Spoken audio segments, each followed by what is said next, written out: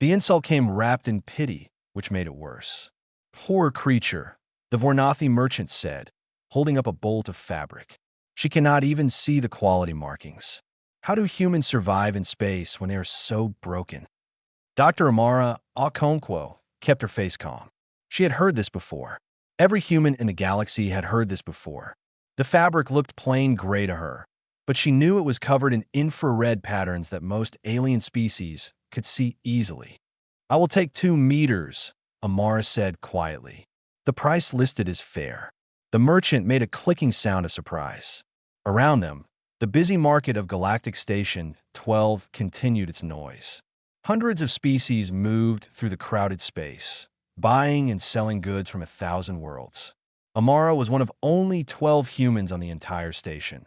The Vornathi wrapped the fabric with her 4 thin arms. She was tall and looked like a praying mantis, with large eyes that could see heat signatures from across a room. You humans are brave, she said, coming so far from your little world when you cannot even see properly. Like blind children playing in traffic. Amara paid and walked away without responding. She had been the station's xenobiologist for 3 years now. In that time, she had mapped the genetic structures of 47 species. She had solved a fungal infection that threatened an entire colony. She had earned respect for her mind. But none of it mattered when the first thing anyone noticed was what humans could not do. Humans could not see infrared light. In a galaxy where most intelligent species had evolved this ability, it marked humans as primitive, defective, less than. The Galactic Sensory Standards Board met every 6 months to review species classifications. Amara attended because someone had to. She took her seat in the back of the Great Hall, surrounded by delegates from 300 worlds. High Arbiter Kessin floated to the central platform. The ancient Tellarite looked like a jellyfish made of light, with tentacles that changed color as it spoke.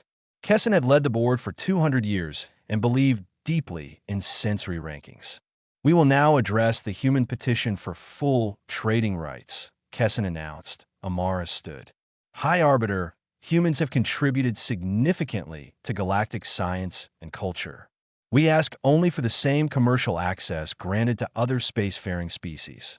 The petition is denied, Kessin said immediately. Humans lack basic infrared perception. They cannot verify product authenticity. They cannot read standard safety warnings. They cannot detect temperature variations that indicate mechanical failure.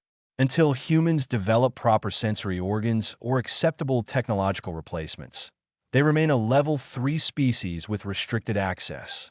A Vornathi diplomat named Rilith raised one arm. Perhaps we could assign human traders infrared-capable assistants? A compromise? Kessin's tentacles flickered with annoyance. You suggest we provide seeing-eye aliens for an entire species? The humans evolved on a dim, primitive world. They never developed proper receptors. This is not discrimination. This is simply recognizing biological reality. Amara sat down. The meeting continued, but she stopped listening. Later, Rilith found her in the observation deck. The Vornathi moved carefully, as if afraid Amara might break. I am sorry about the ruling, Rilith said. I tried to help. I know. Thank you. It must be difficult. Living in a galaxy you cannot fully perceive.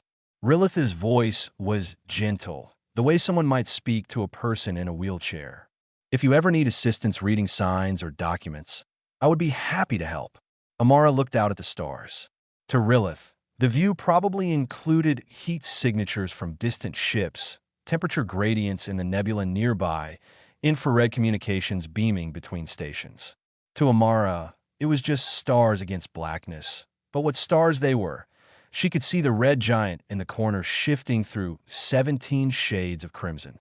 She could see the young blue star nearby, its colors so pure it almost hurt. She could see the nebula's edges painted in purple and gold and green that blended into colors she had no names for. Rilith, Amara said, what color is that nebula? The Vornathi looked.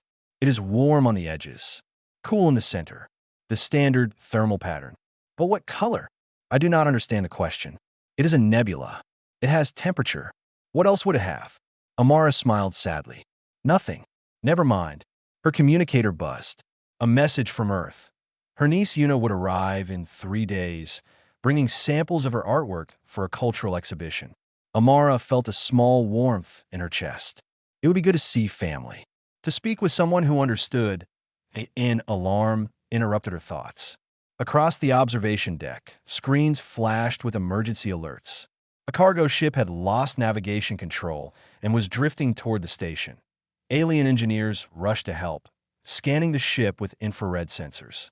They found the engine problems immediately. They found the power fluctuations. They prepared a rescue team. But Amara noticed something else. Through the observation window, she could see the ship's hull. And across its surface, she could see lines. Thin, branching patterns that caught the light just slightly differently than the surrounding metal. The kind of stress fractures that came before catastrophic failure. The hull, she said. There are cracks in the hull. Nobody listened. They were too busy with their infrared readings. The hull is failing. Amara shouted. Rilith turned. What? Our scans show no thermal irregularities. Forget thermal. Look at it. Actually look at it with your eyes. The surface is fractured. If that ship changes speed suddenly, it will break apart. The rescue team paused. One of them ran a structural scan. The results came back in seconds. 0.17 stress fractures across the port side. Metal fatigue throughout the forward section. The ship was moments from breaking apart. How did you see that? Rilith asked. Amara watched the rescue team adjust their approach, moving slowly now to avoid vibrations. The cracks catch light differently than solid metal. The color shifts, just slightly, but enough. We cannot see color, Rilith said slowly. Not the way you mean.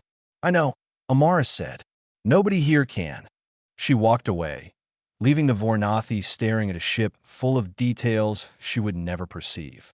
Una stepped off the transport ship, carrying 3 sealed crates and a smile that could light up a room. And Amara. She dropped the crates and ran forward, wrapping her arms around the older woman. 3 years.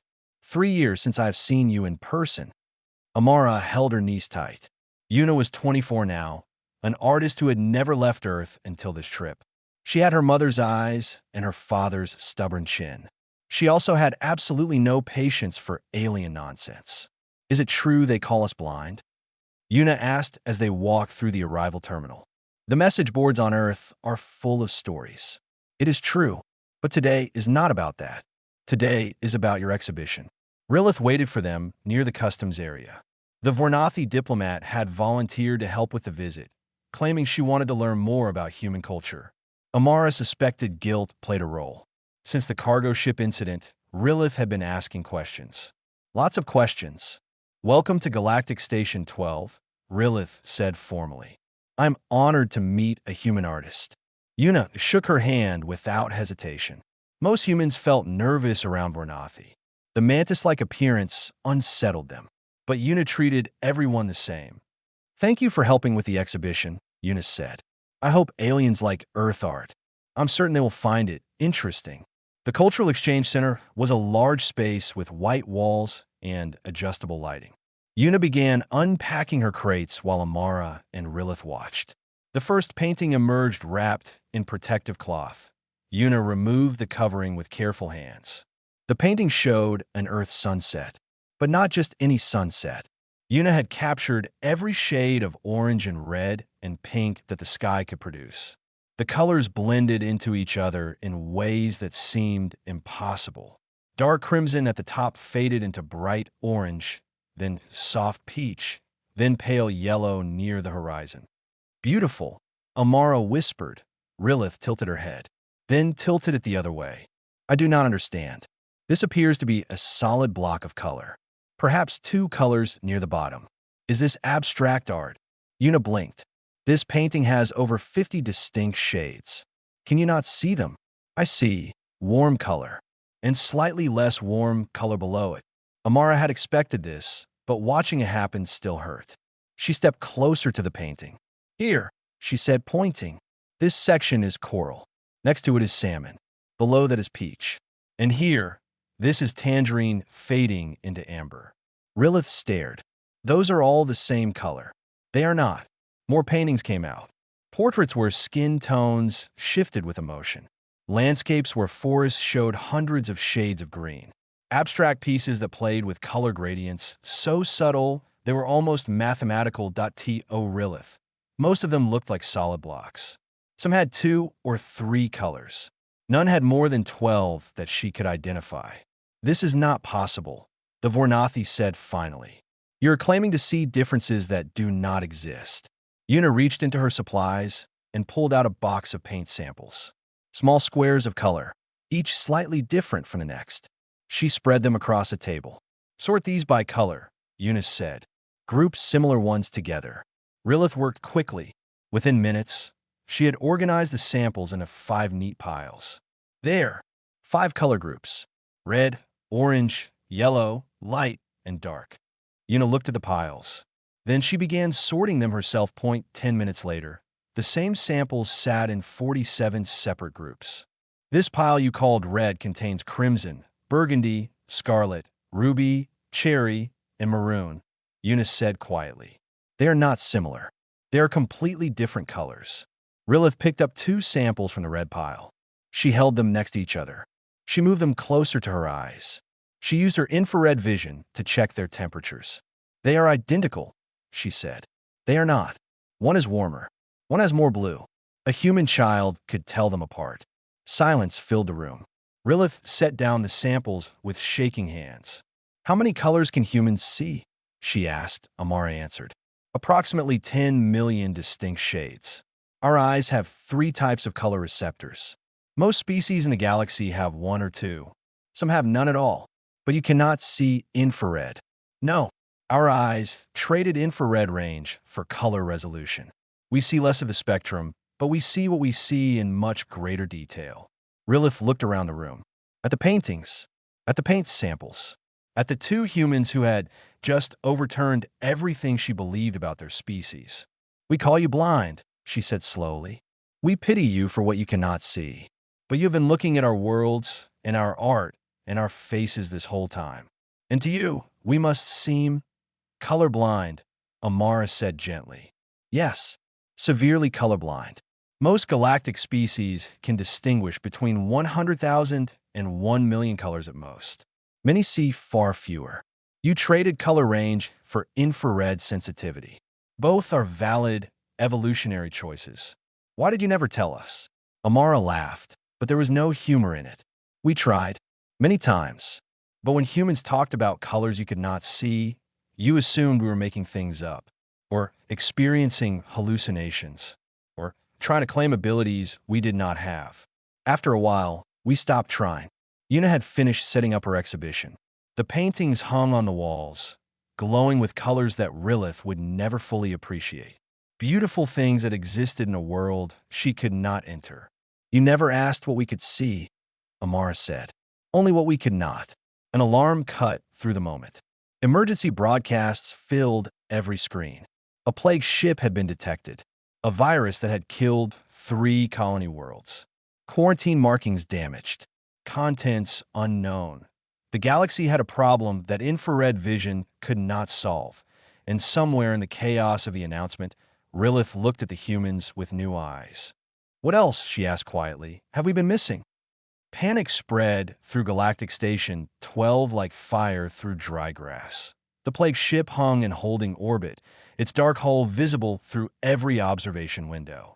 3 colony worlds had died from the virus it carried. Billions of lives lost. And now it drifted toward the largest trading hub in the sector. The Galactic Council met within the hour. Representatives from 50 species crowded into the emergency chamber. Amara stood at the back with Rilith, watching the chaos unfold. High Arbiter Kessin floated at the center, tentacles flashing with stress colors. The ship's database is corrupted. We cannot identify which pathogen it carries. Without identification, we cannot prepare treatments or evacuations. A Vornathi admiral stepped forward. We could board the ship and examine the samples directly. The samples are stored using an ancient color coding system, Kessin replied. The civilization that created it used over 5,000 distinct color markers. Our spectrometers can analyze chemical composition, but the pathogens are too similar. Dozens of samples share nearly identical molecular structures. Only the color codes tell them apart. Then read the color codes. We cannot. The colors are too similar for any known species to distinguish. Kessin paused. The civilization that created this system is extinct. They died from this very plague because they could not identify the cure among the samples. The room fell silent. Then we destroy the ship, someone called out. Burn it before it reaches the station. Commander Sorrel Brandt pushed through the crowd. The human military liaison was a tall man with gray at his temples and steady hands. Destroying the ship destroys potential cures. Somewhere in those samples is treatment for a virus that killed 3 worlds. If it spreads again, we will need that cure. And if we cannot identify it, Kessin asked, then we find someone who can. Laughter rippled through the chamber. Amara felt heat rise in her cheeks. She knew what was coming. Commander, Kessin said, we have already established that no known species can distinguish between the color codes. Your suggestion is meaningless. No known species with infrared-based vision, Brandt corrected. He looked back at Amara. But humans see colors differently. More laughter. Louder this time. The blind ones, someone called out. You want to send the blind ones to save us. Rilith stepped forward. The Vornathi diplomat moved to the center of the chamber with her head held high. When she spoke, her voice carried across the room. 3 hours ago, I watched a human artist sort paint samples into 47 distinct groups. I could only identify 5. The human eye contains 3 color receptors that allow them to perceive approximately 10 million distinct shades. Most of us perceive fewer than 1 million. The laughter stopped. Humans traded infrared vision for color resolution, Rilith continued. What we gained, they lost. What they gained, we lost. Neither is superior. But right now, what they have is exactly what we need. Kessin's tentacles rippled with uncertainty. You're suggesting that the species we classified as sensory deficient might actually possess superior visual capability. In this specific area? Yes. The council debated for another hour. Amara listened as alien voices discussed human abilities like they were examining strange animals. Finally, with no other options remaining, they agreed the human team would board the plague ship. Amara gathered 4 other humans, Commander Brandt, Yuna, a doctor named Peter Wright, and a young engineer named Sanaa Patel. They stood in the airlock together, sealing their hazmat suits and checking their oxygen supplies. 8,000 samples, Brandt said, reading from the mission brief. 16 hours before life support fails. We need to identify the plague pathogen and the cure. Both should be marked with similar color codes. How similar? Peter asked. The original civilization could not tell them apart. They treated themselves with the plague instead of the cure.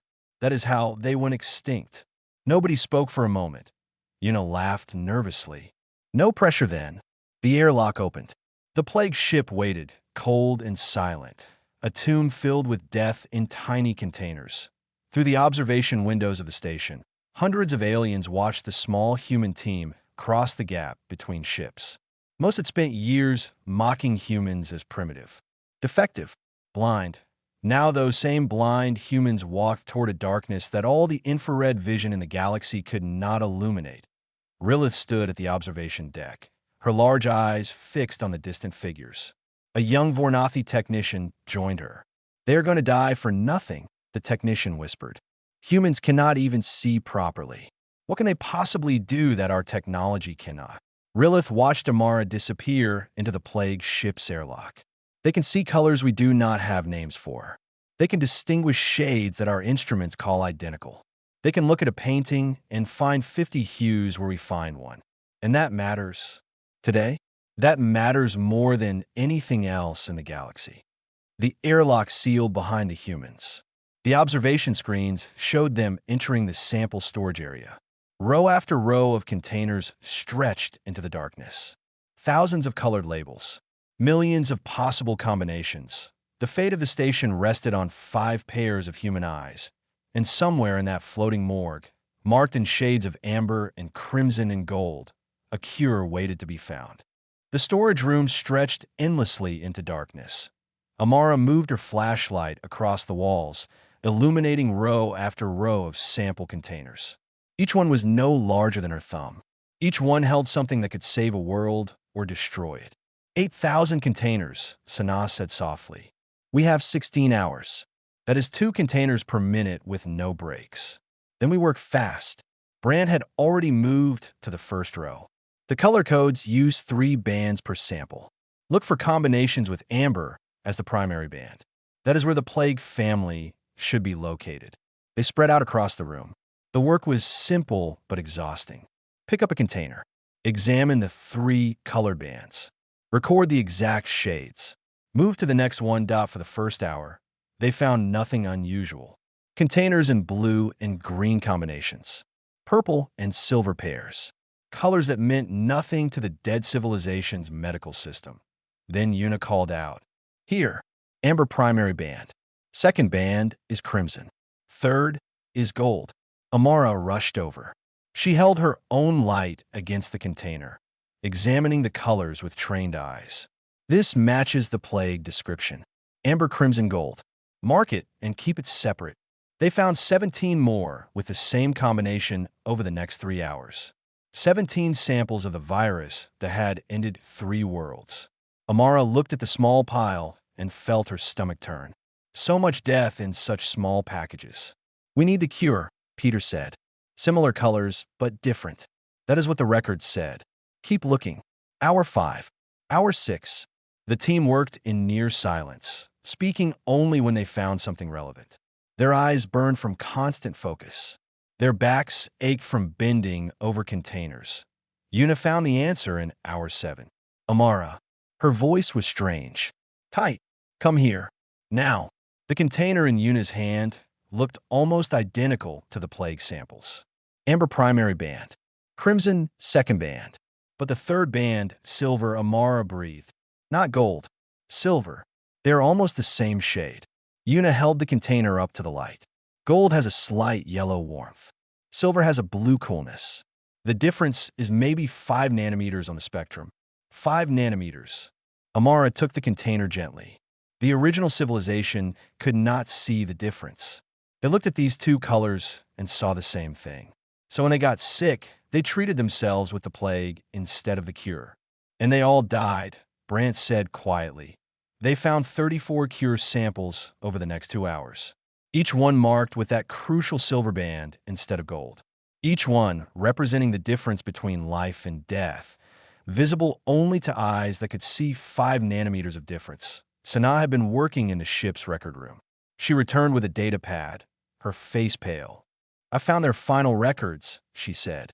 "The civilization that created this collection. They documented everything. Their technology was beyond anything we have today. They could travel between galaxies. They could manipulate matter at the quantum level. They could cure any disease." "Then how did they die?" Peter asked. They could not see the colors. Sanaa looked down at the datapad. Their eyes evolved for a different part of the spectrum. When the plague came, they had the cure right in front of them.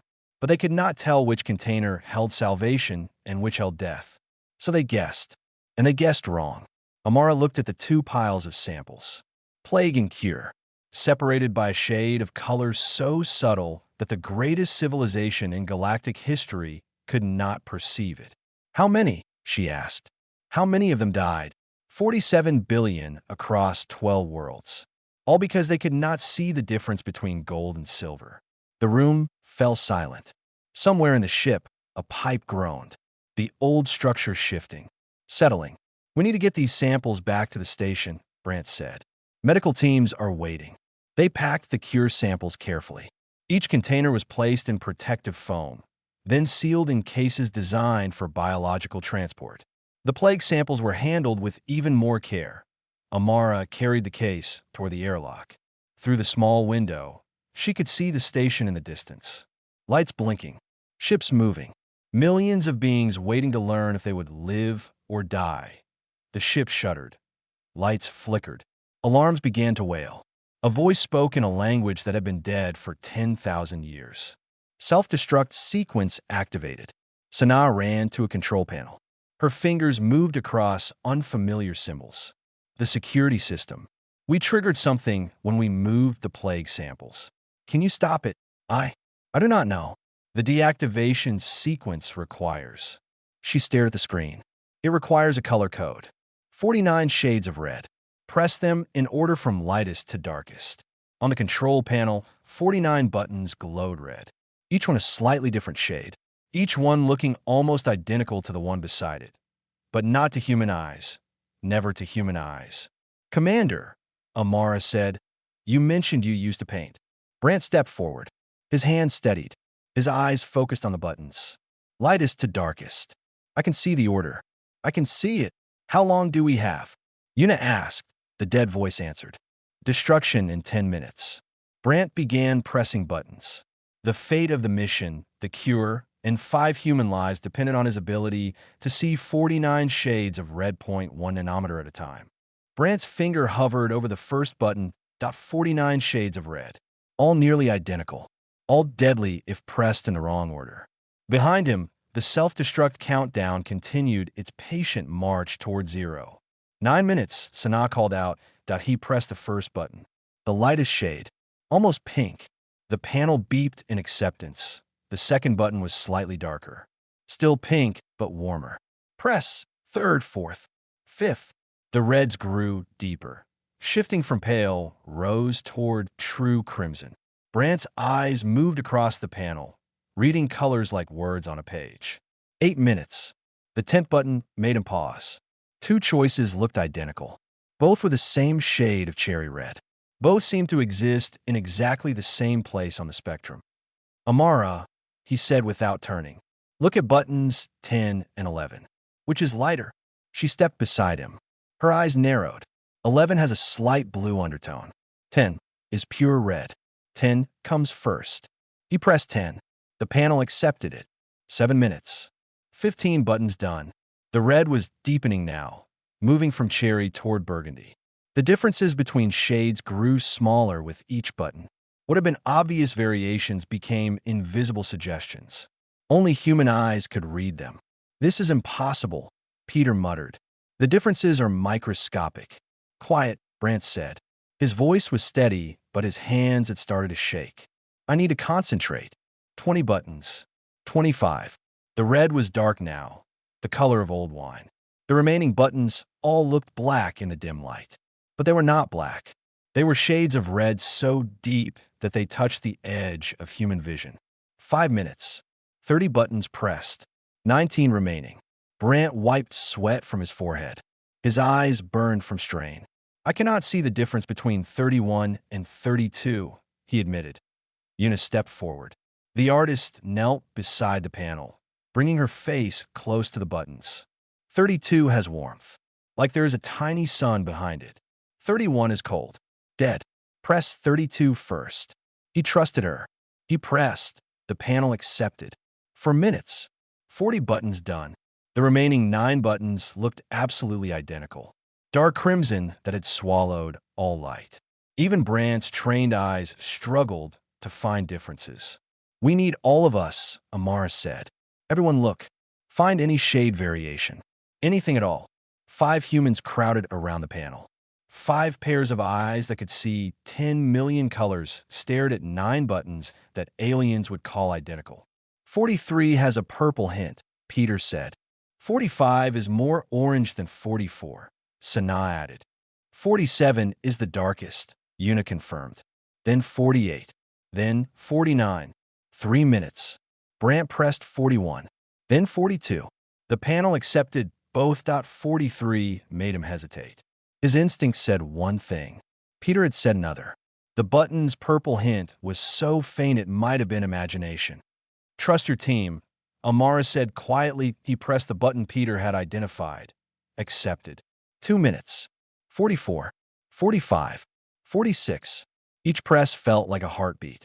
Each acceptance felt like a breath. 3 buttons remained. All looked the same shade of near black crimson. The differences between them existed somewhere in the realm between perception and imagination.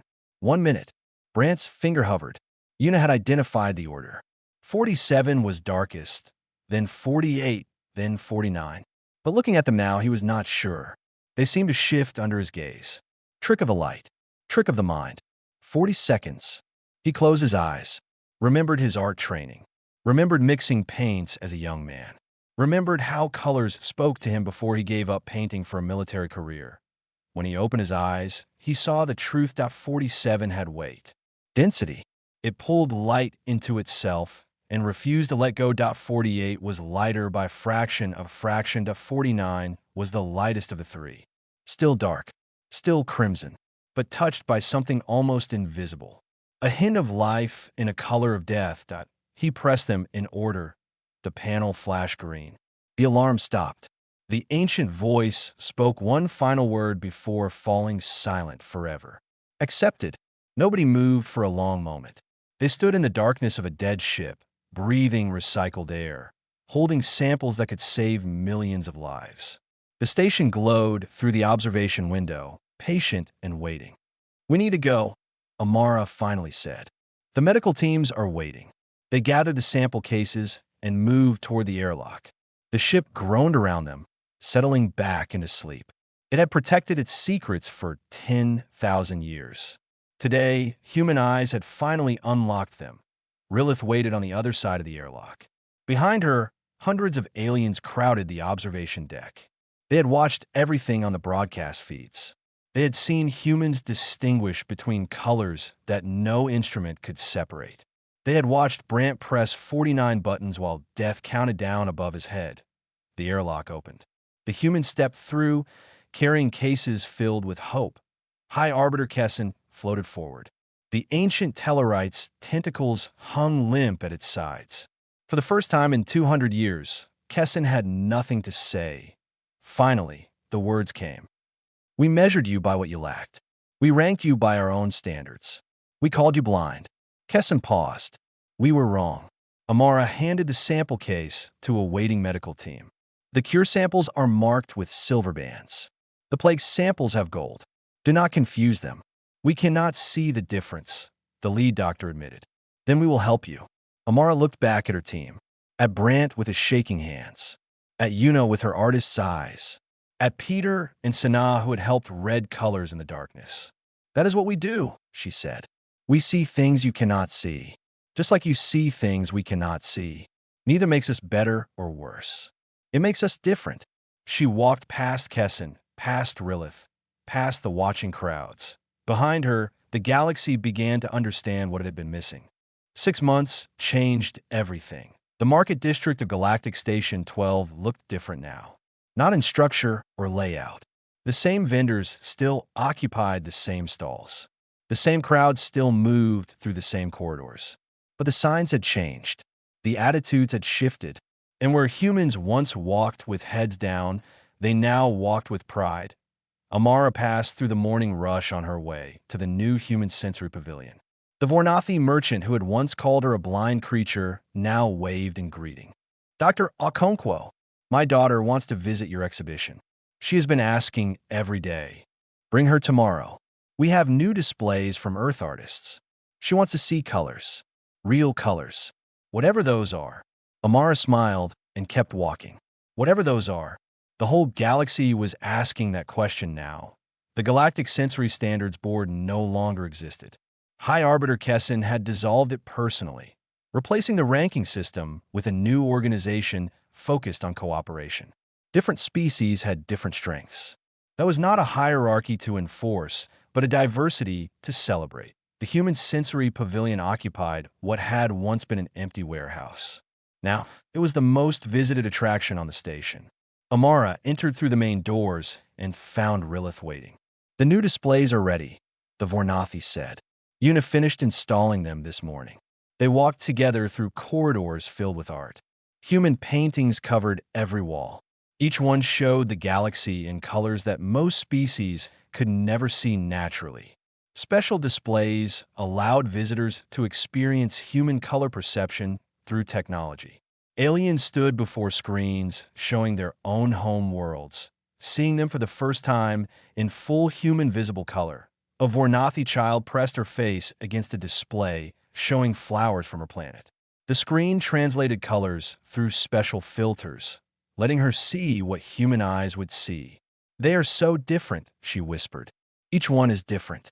I thought they were all the same color. Her parents stood behind her, watching with something like wonder. Humans see this naturally? The parent asked Rilith. Every moment of every day. Without technology.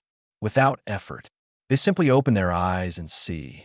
Amara found Yuna in the main gallery, adjusting a new painting. The artwork showed a human eye containing galaxies. Each star was a different color, shifting from warm infrared shades at one edge to cool ultraviolet at the other. The full range of light that different species could see represented together. It is beautiful, Amara said. It is almost finished. I am adding the final details. Yuna stepped back to examine her work. I never thought I would paint for aliens.